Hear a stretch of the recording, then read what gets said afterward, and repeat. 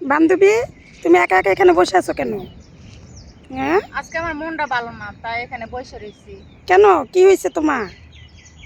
আজকে জানো তোমার ভাই আমার সাথে ঝগড়া করছে, ঝগড়া লাগে কি বলছে জানো? কি বলছে? সে বলছে তার নাকি আমার মতন 50-60 জন আছে, আমার মতন একজনের সাথে তার কথা না বললেও চলবে।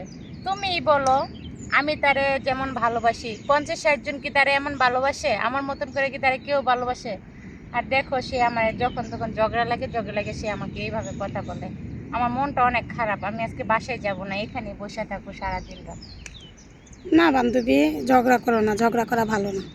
আমি তো তো চাই না ঝগড়া করতে, কিন্তু সে আমাকে যখন তখন এই ধরনের কথা বলে, মানুষের সাথে তুলনা দিয়ে কথা বলে।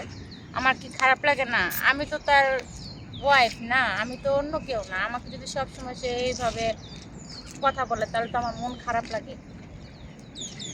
তোমরা তো দুইজন দুইজনটা ছাড়া থাকতেও পারো না, শুধু শুধু ঝগড়া করে কি লাভ বলো? তুমিও কষ্ট পাইতেছো এখানে বসে, সেও কিন্তু এখানে বসে কষ্ট পাইতেছে, তাই না? সে তো বুঝে না, তারে তো আমি অনেক বুঝাইতে চাই, কিন্তু সে আমাকে একটু বুঝতে চায় না। সে সব সময় আমার সাথে এরকম করে, আমাকে একটু বোঝার চেষ্টা করে না। থাক বান্ধবী, মন খারাপ করো না, চলো এখন বাসায় চলো, ঠিক আছে? দেখবো, তোমারে ফোন দিব, তোমার সাথে কথা বলবো, চলো। সত্যি বলতেছো? হ্যাঁ, সত্যি বলতেছি, কথা বলবে, চলো। আচ্ছা ওকে, এবার একটা হাসি দাও। আচ্ছা, ঠিক আছে, চলো। আমি তো চাই যে সবসময় আমার সাথে মিলেমিশে থাকে, কিন্তু ওর যে কিছুদিন পরে পরে কি হয় তা আমি নিজেও জানি না। এই ভালো থাকে, এই ঝগড়া হয়ে যায়। না বান্ধবী, মন খারাপ করো না, ঠিক হয়ে যাবে সব কিছু।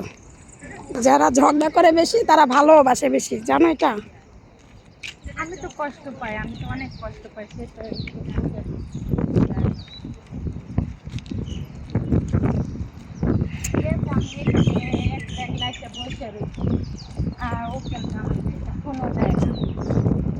ওকে বুঝবে না যে ও কথা না বললে আমার কষ্ট হয়। আরে আমার বান্ধবীটার কত কষ্ট দেখি, তাকাও একটু, তাকাও। আরে, আমার মনটা ভালো না জানো।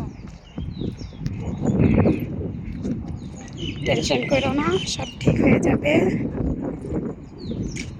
ও যদি আমার কিছু কথা না বলে না, আমার রাত্রে খাইতে মন চায় না, ঘুমাইতে মন চায় না।